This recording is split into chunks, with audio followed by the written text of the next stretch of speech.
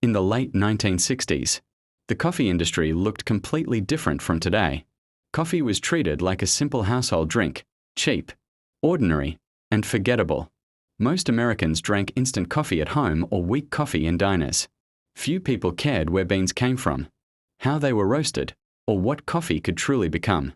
No one imagined that one small company would transform coffee into a global lifestyle. That company was Starbucks. Today, Starbucks stores exist in thousands of cities across the world. Its green siren logo is instantly recognizable. Millions of people begin their mornings with Starbucks cups in their hands. But the company did not begin as a giant cafe empire. It started with a simple obsession: better coffee. In 1971, three friends, Jerry Baldwin, Zev Siegel, and Gordon Bowker, opened a small coffee bean store in Seattle. They were inspired by a coffee roasting expert named Alfred Peet, who believed coffee should be treated with craftsmanship and respect. At first, Starbucks did not sell cappuccinos or lattes. It only sold roasted coffee beans and equipment. The tiny shop sat near Seattle's Pike Place Market. There were no massive advertisements, no celebrity campaigns, no billion-dollar ambitions, just high-quality coffee. But hidden inside that small store was a much bigger opportunity. Then, in 1981, a young salesman named Howard Schultz visited Starbucks for the first time. And everything changed. Schultz noticed something unusual immediately. Customers were passionate. Employees deeply understood coffee. The atmosphere felt different from ordinary stores. But during a trip to Italy, Schultz discovered the real vision. Italian coffee bars were not only places to drink coffee. They were places to connect. People laughed there, talked there, worked there, relaxed there. Coffee shops were part of daily life. Schultz returned to America with a powerful idea. What if Starbucks could become a third place between home and work? Not just a coffee store, an experience. Most people did not believe the idea would work, but Schultz saw the future before others could. And that vision would soon change global culture forever. Howard Schultz eventually convinced the Starbucks founders to test the cafe concept. The results were powerful. Customers loved handcrafted coffee drinks and the warm atmosphere surrounding them. But disagreements soon appeared. The original founders wanted Starbucks to remain focused on selling beans and equipment. Schultz wanted something much bigger. He believed Starbucks could create emotional connection, not just products. In 1985, Schultz left and started his own coffee company called Illinois Giornale. He borrowed money from investors, faced rejection after rejection, and struggled to convince people that Americans would pay premium prices for coffee. At the time, the idea sounded ridiculous. Expensive coffee? Fancy cafes? Italian-style drinks in America? Many thought it would fail, but Schultz refused to quit. Then came the breakthrough. In 1987, he purchased Starbucks and merged it with his own business. Now the real journey began. Starbucks expanded rapidly across American cities. But Schultz focused on something unusual: consistency. No matter where customers entered a Starbucks store, the experience needed to feel familiar. The smell, the music, the cups, the atmosphere, everything mattered. Starbucks was not merely selling caffeine. It was selling comfort. The company also invested heavily in employee culture. Workers were called partners, not employees. Starbucks even offered benefits to many. Part-time workers, something rare at the time. That created loyalty inside the company. And loyal employees created better customer experiences.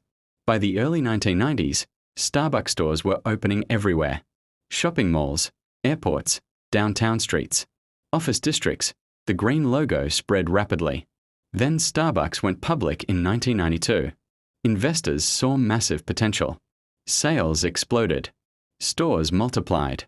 The brand became unstoppable. But Starbucks had discovered something even more valuable than coffee: habit. Once customers made Starbucks part of their daily routine, they kept coming back again and again. That small Seattle coffee store was slowly becoming a global empire. As Starbucks expanded internationally during the late 1990s and early 2000s, it stopped being only a coffee company. It became culture. Students studied there.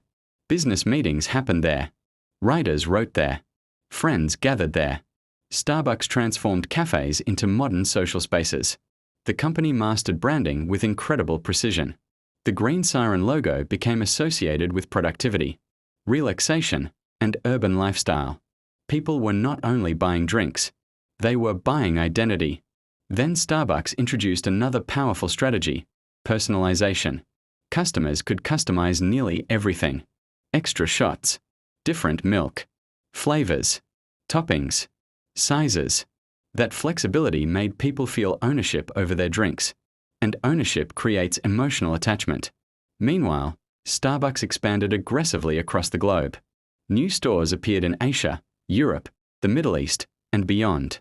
In countries where tea culture dominated, many doubted Starbucks could succeed. But the company adapted carefully while protecting its brand image. That balance fueled international growth. Yet success created new problems. Some critics argued Starbucks was expanding too fast. Independent coffee shops struggled to compete. Others claimed the company was becoming too corporate and losing authenticity. Then came the 2008 financial crisis. Consumer spending dropped sharply. Starbucks suddenly faced slowing sales and internal problems. Howard Schultz returned as CEO during one of the company's toughest moments, and he made painful decisions. Hundreds of stores closed. Costs were reduced. The company refocused on customer experience. But Schultz understood something critical. When brands grow too quickly, they can lose their soul. So Starbucks slowed down and rebuilt its identity around quality, digital innovation, and customer connection. That decision saved the company. And once again, Starbucks evolved before competitors could catch up. As the digital era accelerated, Starbucks adapted faster than many traditional retail companies. It invested heavily in mobile apps, rewards programs, online ordering, and personalized marketing. Customers could now order drinks before entering stores, collect rewards digitally, and interact with the brand daily through smartphones. Convenience became a superpower.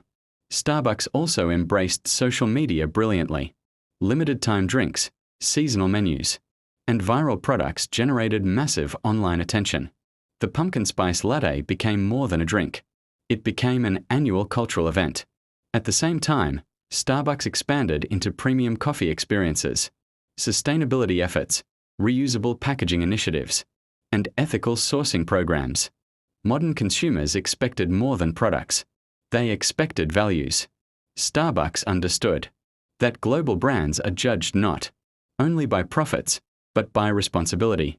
Today, Starbucks operates in thousands of locations worldwide and generates billions in annual revenue. Yet its true strength goes far beyond coffee sales. It owns emotional space in people's lives. For many customers, Starbucks represents routine, comfort, focus, community. That is the power of branding. So how did Starbucks rise from one small Seattle shop to one of the most recognized companies on earth? Not through luck.